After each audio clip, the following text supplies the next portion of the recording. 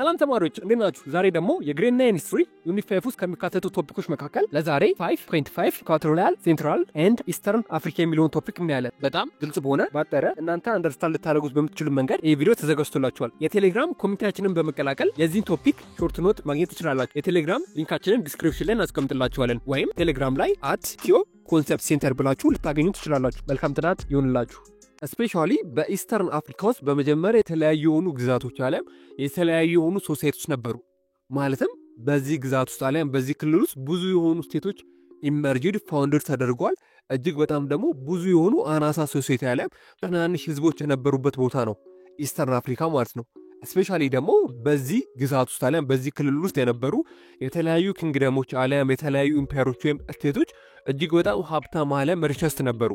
ምክንያቱም ትሬድን ዓለም ንግድን በደንብ አድርጎ ስለሚጠቀሙ ይሄ ነገር ደግሞ ኢኮኖሚያቸውን ከፍ አድርጎላቸዋል። እነሱም በደንብ አድርገው ሀያል ዓለም ትልቅ የሆነ ኪንግደምና ኢምፓየር እንዲመሰረቱ አድርጓቸው ነበር ማለት ነው። እስፔሻሊ ከነዚህ ኢምፓየሮች ዓለም ከነዚህ ኪንግደሞች መካከል ታዋቂ የነበረው አንዱ ኤሌ የሚገኘው የኮንጎ ኪንግደም ነው። ዘ ኮንጎ ኪንግደም was located in the large bank of the ዛሬ ሪቨር። እስፔሻሊ የኮንጎ ኪንግደም የሚገኝበት የነበረው ቦታ አሊያም ሎኬሽኑ ወይም መገኘው ዘላወር ባንክ ኦፍ ዛሬ ሪቨር ነው። ይህ ማለት በዛሬ ሪቨር ወይም በዛሬ ወንዝ አካባቢ የሚገኝ ኪንግደም ነበር ማለት ነው። ስለዚህ የኮንጎ ኪንግደም በአጭሩ ይገኝ የነበረው ላወር ባንክ ኦፍ ዛሬ ሪቨር አሊያም በዛሬ ወንዝ አካባቢ ነበር የኮንጎ ኪንግደም ይገኝ የነበረው ማለት ነው። ሎኬሽኑ እዛ አካባቢ ነበር። በተለይም የኮንጎ ኪንግደምን እንደ ሌሎቹ ኢምፓየሮች ዓለም እንደ ሌሎቹ ኪንግደሞች ማነው ፋውንድ ያደረጉ ብለን በምናይበት ጊዜ በተለይም የኮንጎ ኪንግደምን ፋውንድ ያደረጉት ሰዎች ዓለም ሶሳይቲዎች ባንቱ ፒፕል በመባል ይታወቁ ነበር። ፋውንድድ ኢን ዘ 14th ሴንቸሪ በተለይም በ14ኛው ሴንቸሪ አካባቢ ላይ ነበር ይህን ኪንግደም ፋውንድድ ያደረጉት ማለት ነው። ስለዚህ የኮንጎ ኪንግደምን ፋውንድድ ያደረጉት ህዝቦች ባንቱ ፒፕል በመባል ይታወቃሉ። አስታውሱ፣ እንደዚህ አይነት ነገሮችን በቃላችሁ ለመያዝ ሞክሩ። የጋና ኢምፓየርን፣ የማሊ ኢምፓየርን፣ የሶንጋይ ከዚህም በተጨማሪ የሌሎች ኢምፓየሮችን ማን እንደመሰረታቸው ዓለም ፋውንድድ ማን እንዳደረጋቸው ማወቅ አለባችሁ። ቢኮዝ እንደዚህ አይነት ጥያቄዎች ፈተና ላይ ስለማይቀሩ ማለት ነው። ስለዚህ የኮንጎ ኪንግደምን የመሰረቱት ህዝቦች ዓለም ሶሳይቲዎች ባንቱ በመባል ዓለም የባንቱ ፒፕል በመባል ይታወቃሉ። በ14ኛው ሴንቸሪ ላይ የመሰረቱት ሲሆን የሚገኘውም ዓለም ሎኬሽኑ ይገኝ የነበረው የኮንጎ ኪንግደም ዛሬ ሪቨር ዓለም በዛሬ ወንዝ አካባቢ ነበር ይገኝ የነበረው ማለት ነው። ዘ ፒፕል ዌር ሃንተርስ ኤንድ ዋሪየርስ በተለይም ደግሞ የባንቱ ፒፕል ዓለም የባንቱ ህዝቦች በጣም አደገኛ የሆኑ ሃንተርና ዋሪየሮች ነበሩ ዓለም ተዋጊዎች ነበሩ ማለት ነው። እስፔሻሊ የባንቱ ፒፕል በጣም ሃንተር ዓለም ሲያድኑ በጣም ጎበዞች የሆኑና በጦር ልምዳቸውን በጣም የተካኑ በጣም አደገኛ የሆኑ ዋሪየሮች ዓለም የጦር ተዋጊዎች ነበሩ ማለት ነው። እስፔሻሊ የኮንጎ ኪንግደም ኢኮኖሚያቸው ምን ነበር ብለን በምናይበት ጊዜ a part of agriculture and trade played an important role of the kingdom in economy በተለይም አግሪካልቸር እና ትሬድ የኮንጎ ኪንግደም በደንብ አድርጎ ይጠቀምበት ነበር። ስለዚህ የኮንጎ ኪንግደም ኢኮኖሚ ቤዝ ያደረገው ዓለም የኢኮኖሚ መሰረቱ አግሪካልቸርና ትሬድ ነበር። ዓለም ግብርናና ንግድ ነበር። በዚህም የተነሳ ኢኮኖሚው ላይ ትልቅ የሆነ ሚና ተጫውቷል እነዚህ ነገሮች ማለት ነው። ስለዚህ ኢኮኖሚያቸውን የኮንጎ ኪንግደም በደንብ አድርጎ ይደግፍላቸው የነበረው አግሪካልቸርና ትሬድ ነበር ማለት ነው። ስፔሻሊ እነዚህ ሁለቱ ነገሮች የኮንጎ ኪንግደምን በደንብ አድርገው ሰፖርት ያደርጉ ነበር። ዓለም ትልቅ ሚና ይጫወቱለት ነበር በኢኮኖሚው አኳያ። ስለዚህ በኢኮኖሚ የኮንጎ ኪንግደም ስፔሻሊ አግሪካልቸርና ትሬድን ወይም ግብርናና ንግድን በደንብ አድርገው ይጠቀም ነበር።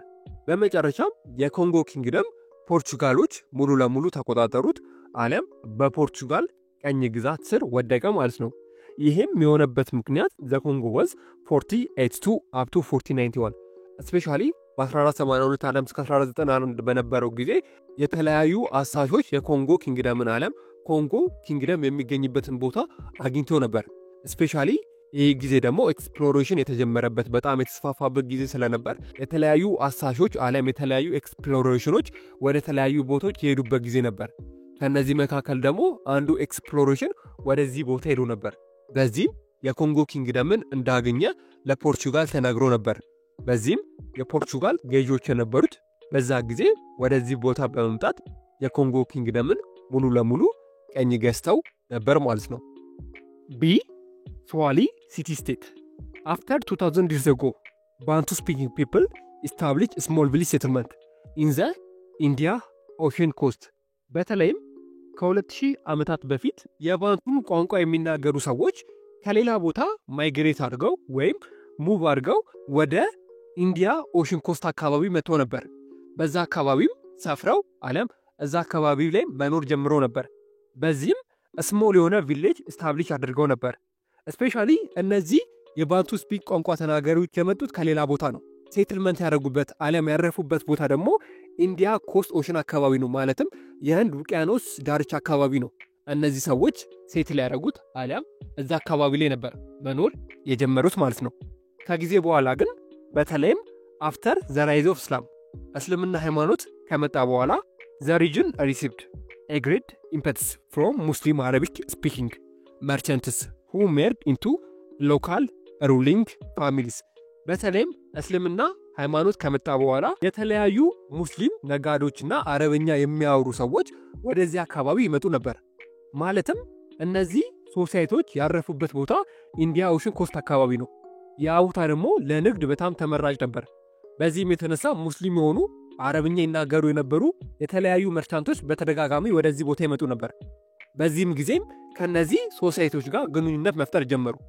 በዚህም የተነሳ የተለያዩ የሙስሊም ነጋዴዎች አሊያም አረብኛ ያወሩ የነበሩ እነዚህ ነጋዴዎች ከነዚህ ሶሳይቲዎች ጋር እርስ በርስ ቤተሰብ መመስረት ጀምሮ ነበር።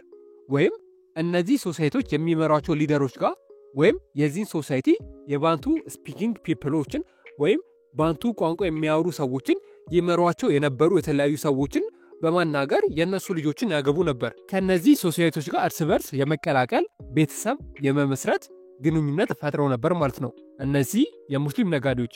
ይሄ የሆነበት ምክንያት አስተውሱ። እነዚህ ሶሳይቲዎች ከሌላ ቦታ መጥተው ያረፉት ኢንዲያ ኦሽን ኮስት አካባቢ ነው። ይሄ ቦታ ደግሞ ለንግድ በጣም ተመራጭ ስለሆነ የተለያዩ ነጋዴዎች ወደዚህ ቦታ ይመጣሉ። በዚህ የተነሳ ነው የተለያዩ ነጋዴዎች ሙስሊም መርቸንቶች የነዚህን ሶሳይቲዎች የተለያዩ ሴቶችን ማግባት የጀመሩት ማለት ነው። በዚህም የተነሳ the language and culture well developed distinctly African but with Islamic and Arabic influence በተለይም እዚህ አካባቢ ላይ ከሚባለው በላይ እስልምናና የአረብኛ ቋንቋ በደንብ አድርጎ የሚነገርበት የእስልምና ሃይማኖትም በደንብ አድርጎ የተስፋፋበት ቦታ ነበር ማለት ነው። ይሄ የሆነበት ምክንያት ብዙ ነጋዴዎች ወደዚህ ቦታ ይመጣሉ። ወደዚህ ቦታው መጥተው ቤተሰብ ይመስረታሉ።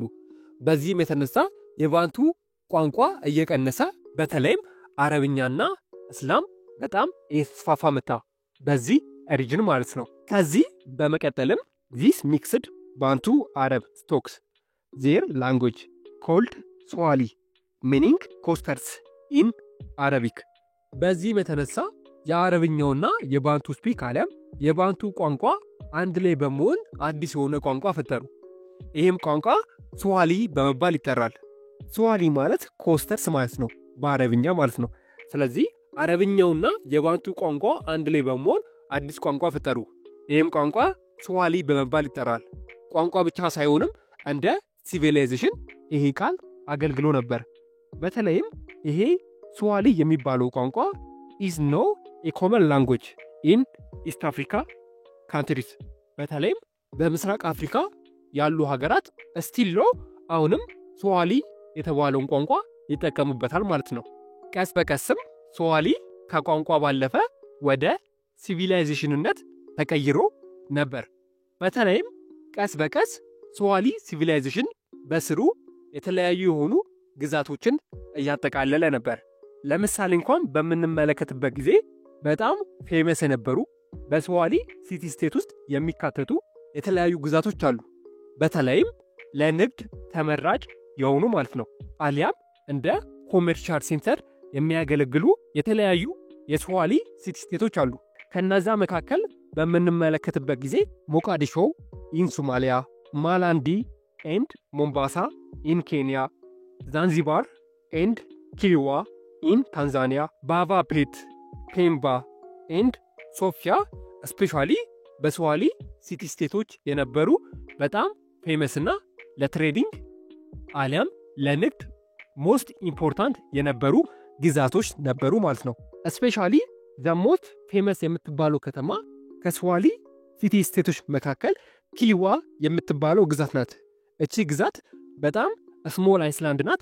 ዓለም ትንሽዬ ደሴት ብትሆንም እጅግ በጣም ፌመስ ነበረች።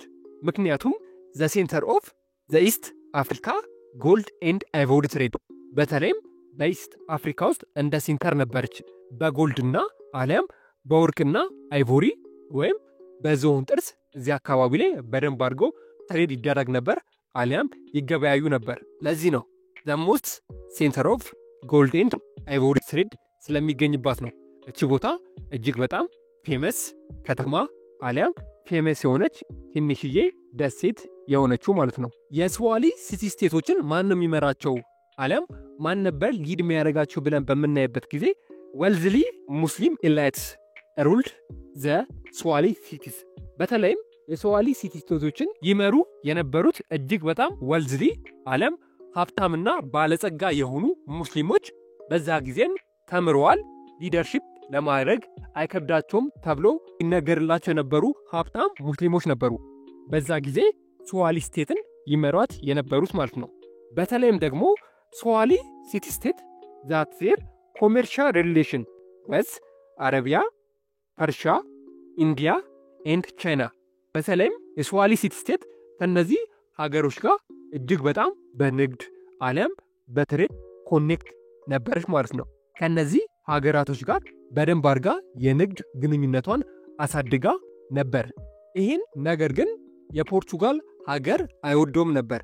በተለይም ፎር ዘ ቬሪ ቢጊኒንግ ዘ ፖርቹጌዝ ኤምድ ቱ ዲስትሮይ ግሮዊንግ ፓወር ሙስሊም ኢን ኢስት አፍሪካ።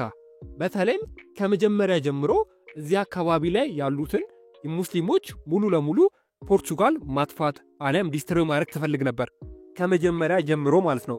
ምክንያቱም ይህ ቦታ ለንግድ በጣም አሪፍ የሆነ ቦታ አሊያም ስትራቴጂክ የሚባል የንግድ መስመር ነበር። ይህም ቦታ የያዘ ሀገር ኢኮኖሚካሊ በደንብ አድርጎ ማደግ ይችል ነበር። በዚህም የተነሳ ፖርቹጋሎች ይህን ነገር ይፈልጉት ነበር።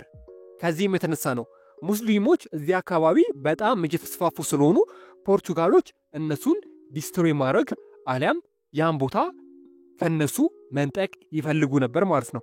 ይሄ ከመጀመሪያ ጀምሮ የፖርቹጋል ሀገር ኢንተረስት ነበር። ኢምፕረስድ ባይ ኢስት አፍሪካ ጎልድ ኤንድ አይቮሪ ትሬድ ዘ ፖርቹጌዝ ስታብሊሽድ ትሬዲንግ ፖርት ኦፍ ሶፋላ ኢን 1505። ከዛ በኋላ በተለይም በ1505 ፖርቹጋሎች ወደ ኢስት አፍሪካ በመምጣት የራሳቸውን የሆነ የወደብ ማዕከል አሊያም የራሳቸውን የሆነ የትሬድ ሴንተር ለማቋቋም ሞክሮ ነበር። ያን ቦታ ሶፋላ ለመባል ይጠራ ነበር ማለት ነው። ጥያቄ ሐሳብ ካላችሁ ኮሜንት ላይ አስፍሩልን። ኔክስት በሌላ ቪዲዮ እንገናኛለን። እስከዛው ድረስ መልካም ትምህርት ይሁንላችሁ።